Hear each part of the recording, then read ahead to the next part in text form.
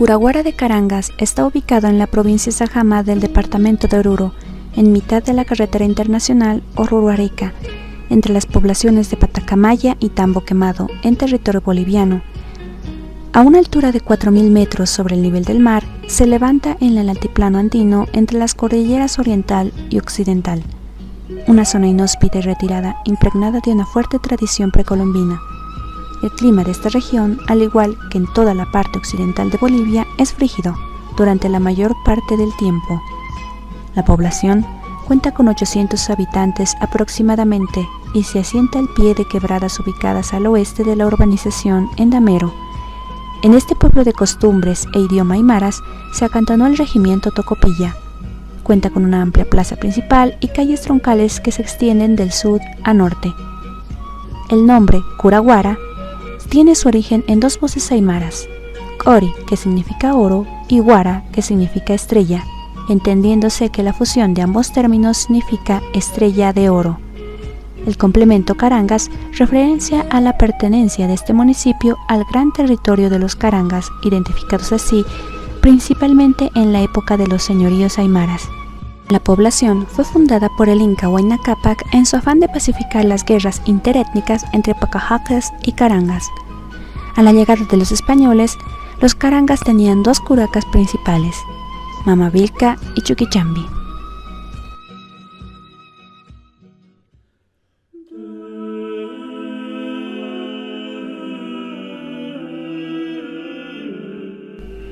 La importancia cultural de esta región se manifiesta en la riqueza histórico-artística de su templo. La impresión del visitante que por primera vez llega a este valioso edificio es que se encontrará con otro más de los muchos existentes en nuestro altiplano en lo que a contenido artístico se refiere.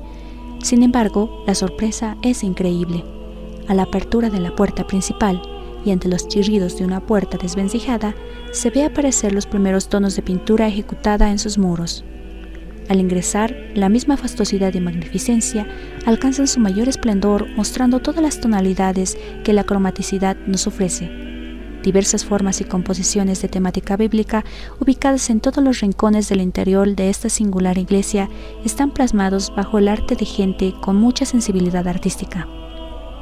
También existen pinturas de santos, mártires y apóstoles, temas marianos, todos ellos enmarcados con decoraciones de abundante folijería, querubines y otros elementos.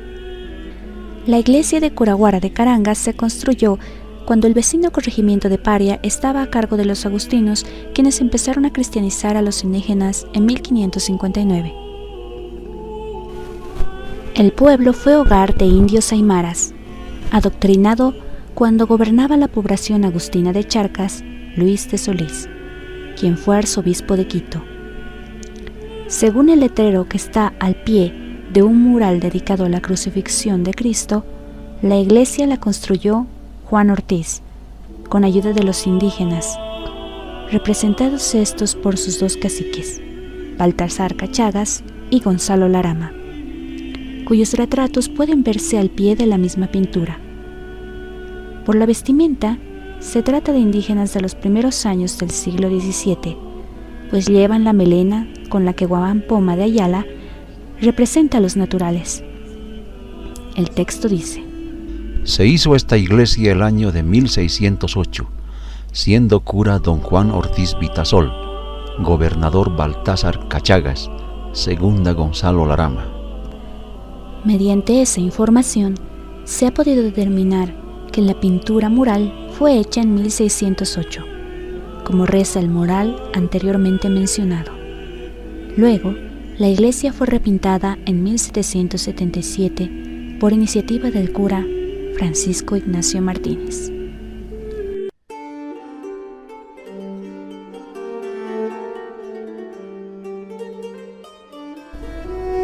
Uno de los temas centrales de este conjunto mural se centra en el tema del juicio final, realizado en 1608 y lamentablemente repintado en el siglo XVIII. El juicio final hace referencia al último libro del Nuevo Testamento, el Apocalipsis. Esta bella composición se ubica en la nave central, en el muro del lado de la epístola. A finales de la Edad Media y el Renacimiento, se pintaba esta temática frente a la entrada principal como recordatorio para las congregaciones que se marchaban. Esta obra, de grandes dimensiones, mide aproximadamente 4 metros de largo por 2 metros de alto, realizada con la técnica mural al temple, técnica que era usada en nuestro territorio durante este periodo debido a que la técnica al fresco requería gran destreza y rapidez de ejecución. El modo de realización era sobre un soporte de barro cubierto con varias capas de cal de diferente granulometría y luego de un fino revestimiento de enlúcido sobre el que se aplicaba una última capa de pigmentos aglutinados con pegamento animal. El muro servía de base para pinturas de gran tamaño. El estilo de esta obra se centra en el manierismo italiano, como puede observarse en el tratamiento de la figura humana. Sin embargo, pese a esta influencia, esta pintura se nos presenta como un arte auténticamente popular, lleno de color y poco atento a la anatomía y los efectos de perspectiva. Sin duda es obra de los lugareños. Al respecto, cabe indicar que en ambos casos, 1608 y 1777, los pintores eran indios, pues no había tantos oficiales españoles o criollos que pudieran hacer este tipo de trabajo, ya que la iglesia tiene algo más de 500 metros cuadrados de pintura. Es posible que en el diseño y composición de este antiguo mural, los anónimos artistas contaran con la guía de un maestro experto en el arte, el cual quizá haya trabajado con un equipo de pintores del lugar entrenados para el efecto, debido a la presencia de pinturas con un mayor grado de habilidad, como la pintura del altar original del templo. La temática de esta obra es la del juicio final, propia del catolicismo.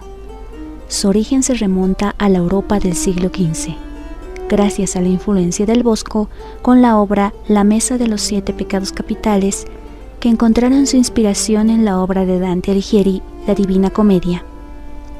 En este cuadro ya figuran los 4 motivos de las postrimerías: muerte, juicio, infierno y paraíso.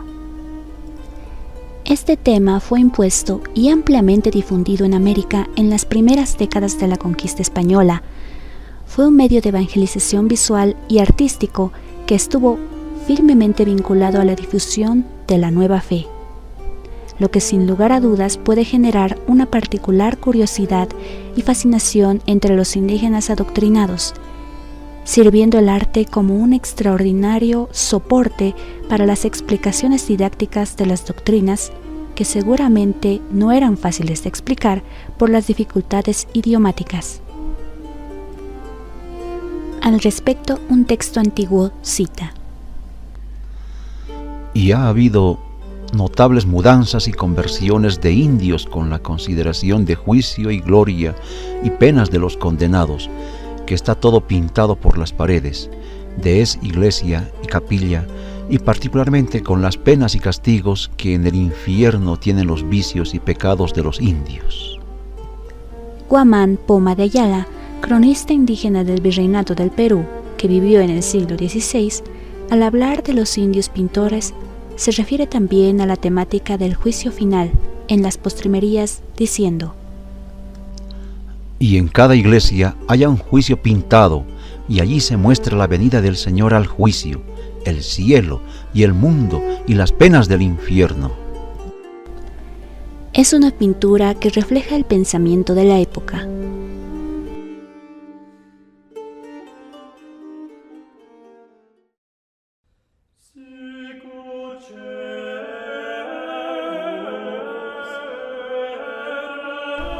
La composición se divide en 2 segmentos. En la parte superior se identifica la temática de la gloria.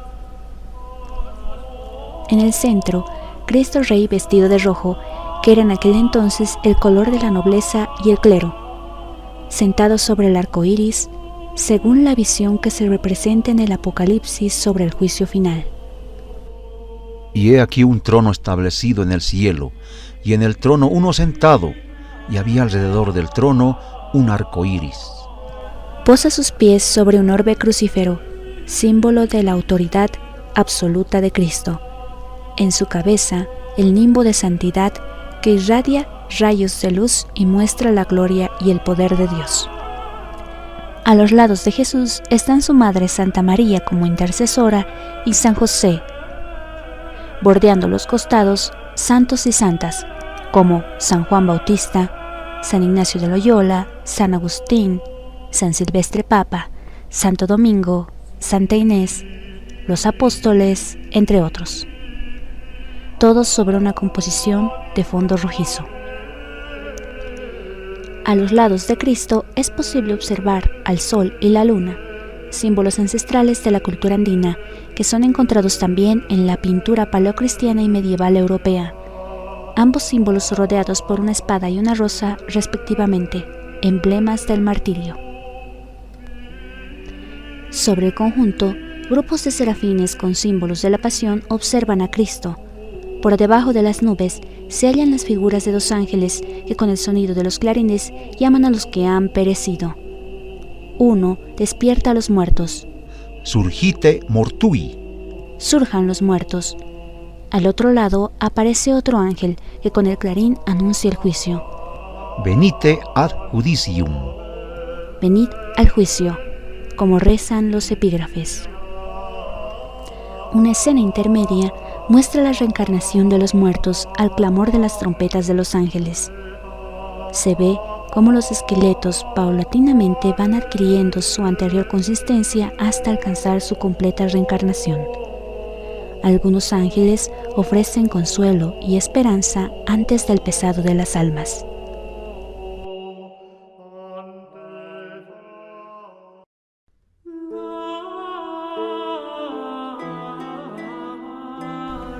Centrando la composición inferior y casi en la misma rectura que Jesucristo, se encuentra el arcángel Miguel, reconocido como el jefe de la milicia celestial. Se lo caracteriza por una vestimenta a la moda de los soldados españoles, con yelmo y coraza de aquella época. Sin embargo, el penacho del yelmo y las alas son de varios colores, imitando quizá a los tocados plumarios indígenas. Algo de la tradición andina queda presente en su iconografía. Bajo los pies del arcángel aparece Luzbel, aquel ángel que es derrotado y condenado por haberse rebelado contra Dios. Aquí se manifiesta la esperanza. El bien supremo es superior al mal. Al final de los tiempos, Él vencerá y premiará a los justos. Con la espada en la mano derecha, subraya la fuerza del brazo levantado. Sostiene en la mano izquierda la balanza de la justicia. Pesa lo bueno y lo malo del alma en su carácter terrenal. Las almas de los benditos son conducidas al cielo por un ángel en dirección a las manecillas del reloj hacia la derecha de Cristo.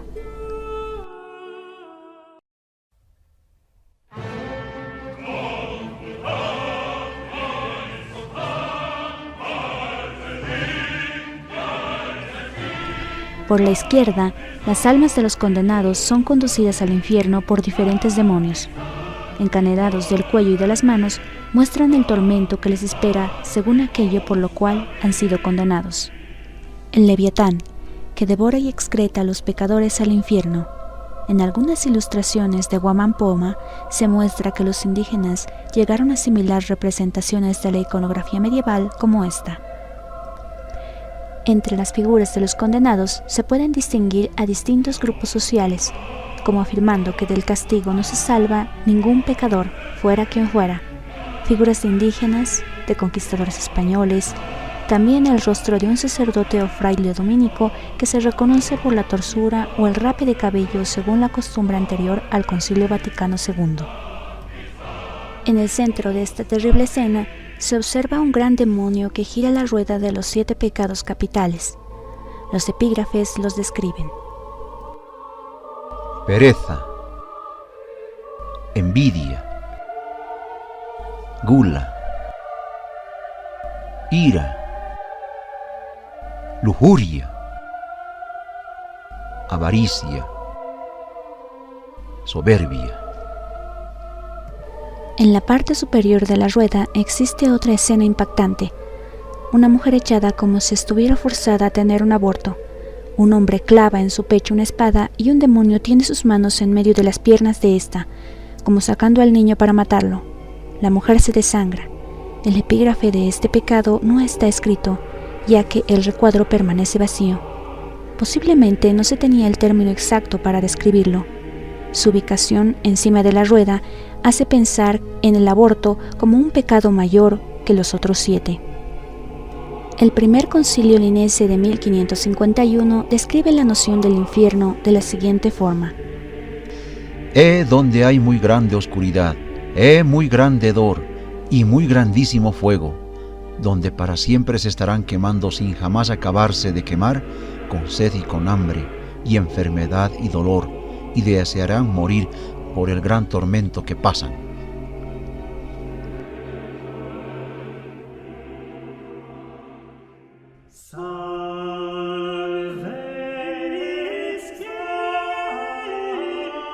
Las almas de los justos que no han expiado completamente sus pecados deben sufrir graves sufrimientos antes de entrar al cielo, el mismo fuego con el que es atormentado el pecador en el infierno y purificado el justo en el purgatorio. Por intercesión de la Santísima Virgen María y de los santos del cielo, se socorren las almas del fuego con oraciones y sobre todo por el santo sacrificio de la misa. El fuego del purgatorio no es material, sino una metáfora para expresar el sufrimiento del alma que se purifica. Finalmente, en el fondo, se distingue el camino a la gloria. Ángeles guían a las almas de los justos rumbo a las puertas del cielo, resguardadas por San Pedro, que espera firmemente a las almas salvadas.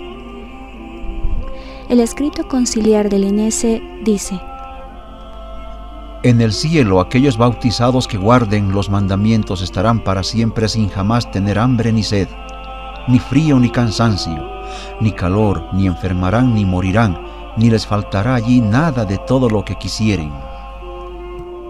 Toda la composición, como se ha podido observar, se mueve en una narrativa continua.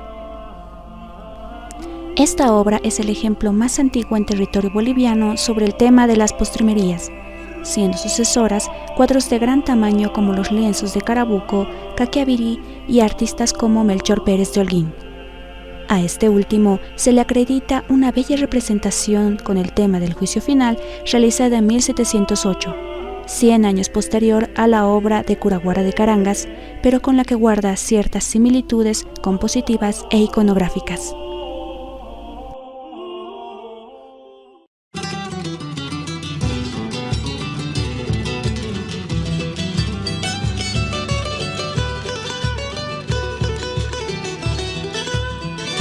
Uno de los problemas que actualmente atraviesa la población es que gran parte de sus habitantes sistemáticamente se convierten al protestantismo. Este fenómeno de culto recae directamente en el descuido parcial de la conservación del templo. En la fecha del 17 de febrero de 1960, bajo decreto de ley del 18 de marzo de 1927, fue declarado Monumento Nacional, y en 1986 el arzobispado boliviano autorizó el funcionamiento del templo como museo. Curaguara de Carangas es uno de los monumentos más significativos de nuestra nación, por su integridad y testimonio fehacientes de lo que fue una iglesia marginal en los días virreinales. En nuestros días se lo conoce como el conjunto mural mejor conservado y más completo que existe en Bolivia.